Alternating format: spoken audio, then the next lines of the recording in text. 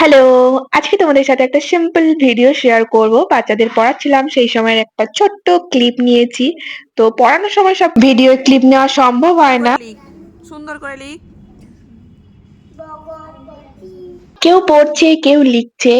আর সত্যি বলতে এদের সঙ্গে আমার সময় কাটাতে খুব ভালো লাগে আর মাঝে, মাঝে এদের ফানি কথাবার্তা শুনলে হাসিও পাই। আর মা তো কয়েকদিন ধরে আমাকে বলছে কেক বানিয়ে দেওয়ার জন্য মা নিয়ে যাবে মামা বাড়ি। তার জন্যই পড়ানোর ছুটি দিয়ে স্কুল থেকে এসেই তাড়াহুড়ো করে বসে গেছিলাম কেক বানাতে। তো আজকে ৩ রকমের ফ্লেভারে কেক বানাবো ভাবছিলাম। একটা অরেঞ্জ, আর একটা চকলেট আর একটা নরমাল কেক। দেখো আমি কেক অনেকবারই বানিয়েছি বাট এইভাবে চকলেট কেক কোনোদিনও বানাইনি। বাট এটা ফার্স্ট টাইম, কিন্তু খেতে হয়েছিল খুব সুন্দর।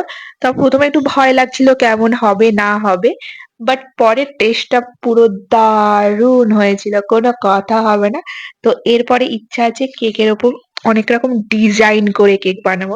জানি না সেটা কখন সময় সুযোগ হবে, সত্যি বলতে এখন সময়ই পাই না, মানে নিজের জন্য সময়ই পাই না। আর সামনে যেহেতু আমার নিজের এক্সাম আছে তো পড়াশোনার চাপটাও একটু বেশি আছে, অনেক রাত হয়ে যাচ্ছে ঘুমোতে।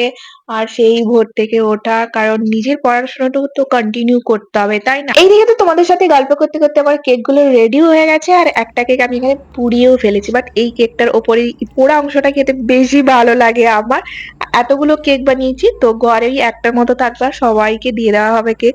এমনিতেও বাড়িতে কেক বানানো হয় কারণ মিঠি বাইরের কেক খায় না, তো ওদের স্কুলে টিফিনে কেক থাকে, আমি কেক ওকে বাড়িতে বানিয়েই দিই।